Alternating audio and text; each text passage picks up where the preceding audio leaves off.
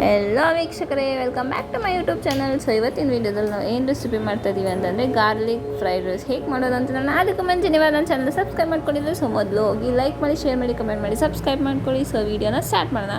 So ಮೊದಲು ಇದಕ್ಕೆ ಬೇಕಾಗಿರೋದು ಏನಂದರೆ ಗಾರ್ಲಿಕ್ ರೈಸಿಗೆ ಮೇನ್ ಇಂಗ್ರೀಡಿಯೆಂಟ್ ಏನು, ಗಾರ್ಲಿಕ್ ಅಲ್ವಾ. ಗಾರ್ಲಿಕ್ ಸ್ವಲ್ಪ ಜಾಸ್ತಿ ಇರಬೇಕು. ಸೊ 2 ಬೆಳ್ಳುಳ್ಳಿನ ನೀಟಾಗಿ ಬಿಡಿಸಿ ಇಟ್ಕೊಬೇಕು.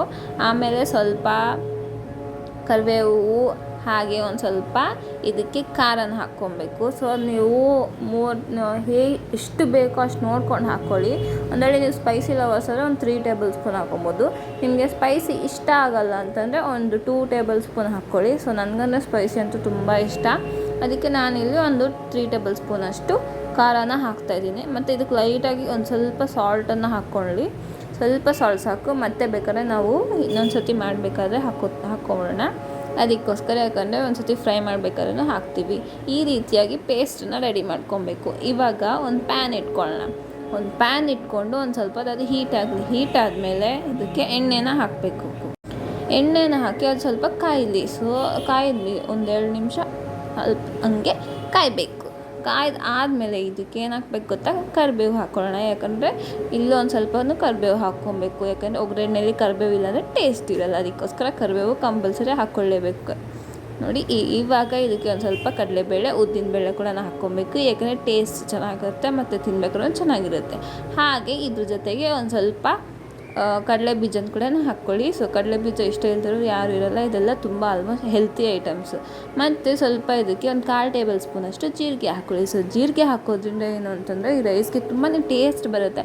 ಮತ್ತು ಹಾಗೆ ಇದು ಜೀರಿಗೆಯಿಂದ ನಮಗೆ ಡೈಜೆಷನ್ ಕೂಡ ಚೆನ್ನಾಗಾಗುತ್ತೆ. ಇಂಡೈಜೆಷನ್ ಯಾವುದೂ ಆಗೋದಿಲ್ಲ. ಅದಕ್ಕೋಸ್ಕರ ನಾವು ಪ್ರತಿಯೊಂದು ರೆಸಿಪಿಗೂ ಒಂದು ಸ್ವಲ್ಪ ಜೀರಿಗೆ ಆ್ಯಡ್ ಮಾಡಿಕೊಂಡ್ರೆ ತುಂಬಾ ಹೆಲ್ತಿಗೆ ಬೆನಿಫಿಟ್ ಅಂತಲೇ ಹೇಳ್ಬೋದು. ಇವಾಗ ಇದನ್ನೆಲ್ಲ ಒಂದು 5 ನಿಮಿಷ ಸ್ವಲ್ಪ ಲೈಟಾಗಿ ಫ್ರೈ ಮಾಡ್ಕೊಬೇಕು. ಇದಕ್ಕೆ ನಾನು ಯಾವುದೇ ಹಸಿಮೆಣ್ಸಿನ್ಕಾಯಿ ಕೂಡ ಹಾಕ್ತಿಲ್ಲ. ಯಾಕಂದರೆ ಖಾರ ಹಾಕ್ಕೋತಾ ಇದೀವಲ್ಲ. ಸೊ ಖಾರದ 3 ಟೇಬಲ್ ಸ್ಪೂನ್ ಹಾಕಿದ್ದೀವಿ, ಅದೇ ಜಾಸ್ತಿ ಖಾರ ಇರುತ್ತೆ. ಅದಕ್ಕೋಸ್ಕರ ಇವಾಗ ಇದೆಲ್ಲ ಫ್ರೈ ಆದಮೇಲೆ ನಾವು ಆಲ್ರೆಡಿ ರುಬ್ಬಿರೋ ಅಂತಹ ಮಸಾಲ ಇದೆಯಲ್ವ, ನಾವು ಬೆಳ್ಳುಳ್ಳಿನ ಹಾಕಿ ರುಬ್ಬಿಟ್ಟಿರೋದಲ್ಲ, ಅದನ್ನು ಇಲ್ಲಿ ಹಾಕೊಳ್ಳೋಣ. ಇದು ಒಂದು ಸ್ವಲ್ಪ ಹಸಿ ಸ್ಮೆಲ್ ಹೋಗೋವರೆಗೂ ಒಂದು 5ರಿಂದ 10 ನಿಮಿಷ ಲೈಟಾಗಿ ಫ್ರೈ ಆಗಬೇಕು. ಮತ್ತು ಎಣ್ಣೆ ಎಲ್ಲ ಸ್ವಲ್ಪ ಮೇಲೆ ಬಂದರೆ ಆವಾಗ ಇದು ಚಟ್ನಿ ಎಲ್ಲ ನೀಟಾಗಿ ನಾವು ಮಾಡಿರೋವಂಥ ಈ ಗಾರ್ಲಿಕ್ ಮಸಾಲ ಅನ್ನೋದು ಚೆನ್ನಾಗಿ ಫ್ರೈ ಆಗಿದೆ ಅಂತ ಅರ್ಥ. ಅಲ್ಲಿ ತನಕ ಇದನ್ನು ಚೆನ್ನಾಗಿ ಫ್ರೈ ಮಾಡ್ಕೊಳ್ಳಿ, ಇಲ್ಲಾಂದರೆ ಹಸಿ ಸ್ಮೆಲ್ ಇರುತ್ತೆ. ಬಟ್ ಈ ರೀತಿ ಮಾಡ್ಕೊಂಡು ತಿನ್ನೋದ್ರಿಂದ ಹೆಲ್ತಿಗೆ ತುಂಬಾ ಒಳ್ಳೆಯದು. ಬೆಳ್ಳುಳ್ಳಿನ ತುಂಬ ಜನ ಅಡುಗೆದಲ್ಲಿ ಹಾಕಿದ್ರೂ ಕೂಡ ತಿನ್ನಲ್ಲ, ಪಕ್ಕಕ್ಕೆ ಇಟ್ಬಿಡ್ತಾರೆ. ಅಂಥವರು ಈ ರೀತಿ ಮಾಡಿದ್ರೆ ಡೆಫಿನೆಟ್ಲಿ ಅವರು ತಿಂತಾರೆ, ಮಿಸ್ ಮಾಡಿದ್ರೆ. ಗಾರ್ಲಿಕ್ ತಿನ್ನೋದ್ರಿಂದ ತುಂಬಾ ಹೆಲ್ತಿಗೆ ತುಂಬ ಒಳ್ಳೆಯದು. ಅದಕ್ಕೋಸ್ಕರ ವಾರದಲ್ಲಿ ಒಂದು ಸತಿ ಆದರೂ ಈ ರೀತಿ ಗಾರ್ಲಿಕ್ ರೈಸ್ ಮಾಡ್ಕೊತೀನಿ. ತುಂಬಾ ಹೆಲ್ತಿ ಮತ್ತು ತುಂಬಾ ಈಸಿ ಪ್ರಾಸೆಸ್ಸು. ಮತ್ತು ಹಾಗೆ ಇದಕ್ಕೇನೆಲ್ಲ ಫ್ರೆಶ್ಶಾಗಿ ಮಾಡ್ಕೋಬೇಕು ಅಂತೇನಿಲ್ಲ, ನೈಟ್ ಮಿಕ್ಕಿರೋ ಅನ್ನೋದು ಕೂಡ ಹಾಕ್ಬಿಟ್ಟು ಮಾಡ್ಕೊಬೋದು. ಇವಾಗ ಇದೆಲ್ಲ ಚೆನ್ನಾಗಿ ಫ್ರೈ ಆಗಿದೆ. ಇದಕ್ಕೆ ಒಂದು ಸ್ವಲ್ಪ ರೈಸನ್ನು ಆ್ಯಡ್ ಮಾಡ್ಕೊಳ್ಳೋಣ.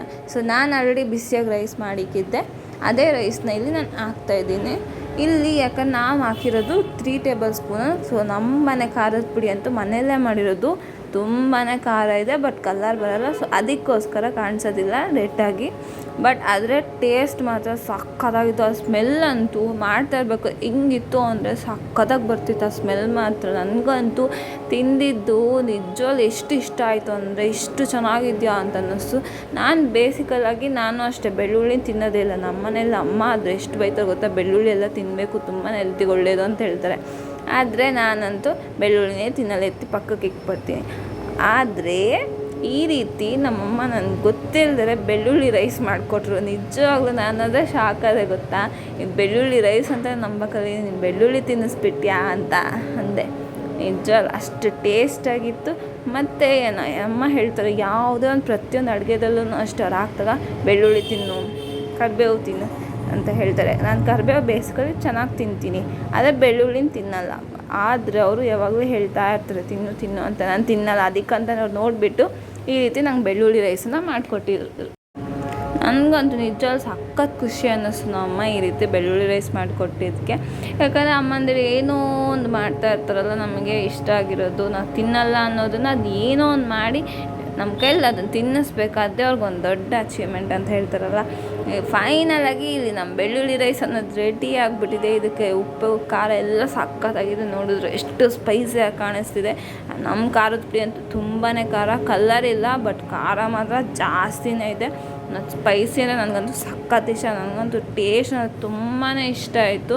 ನೀವು ಕೂಡ ಮನೇಲಿ ಈ ರೆಸಿಪಿನ ಮಿಸ್ ಮಾಡಿದ್ರೆ ಮಾಡ್ಕೊಂಡು ತಿನ್ನಿ, ಸಖತ್ತಾಗಿರುತ್ತೆ. ಮತ್ತು ಇದು ಬ್ರೇಕ್ಫಾಸ್ಟ್ಗಂತೂ ಬೆಸ್ಟ್ ಅಂತಲೇ ಹೇಳ್ಬೋದು. ಯಾವುದೋ ಏನೋ ಬ್ರೇಕ್ಫಾಸ್ಟ್ ಮಾಡಬೇಕು ಅನ್ನೋ ಟೈಮಲ್ಲಿ ಈ ರೀತಿ ಮಾಡಿ ಲಂಚ್ ಬಾಕ್ಸ್ ಹಾಕ್ಕೊಡಿ. ನಿಮ್ಮ ಮಕ್ಕಳು ಕೂಡ ತುಂಬಾ ಚೆನ್ನಾಗ್ತಿದೆ. ಮತ್ತು ಚಿಕ್ಕವರಿಂದ ದೊಡ್ಡವ್ರ ತನಕ ಎಲ್ಲರೂ ಪ್ಲೇಟ್ನ ಡೆಫಿನೆಟಾಗಿ ಖಾಲಿ ಮಾಡ್ತಾರೆ. ಬಾಕ್ಸ್ ಕೂಡ ಅಷ್ಟೇ ಖಾಲಿಯಾಗಿ ಬರುತ್ತೆ. ಅದಕ್ಕೋಸ್ಕರ ನೀವು ಕೂಡ ಮನೇಲಿ ಇದನ್ನು ಟ್ರೈ ಮಾಡಿ ಹೇಗಿತ್ತು ಅಂತ ನನಗೆ ಕಮೆಂಟ್ ಸೆಕ್ಷನಲ್ಲಿ ಕಮೆಂಟ್ ಮಾಡಿ. Thanks for watching my video. Bye bye.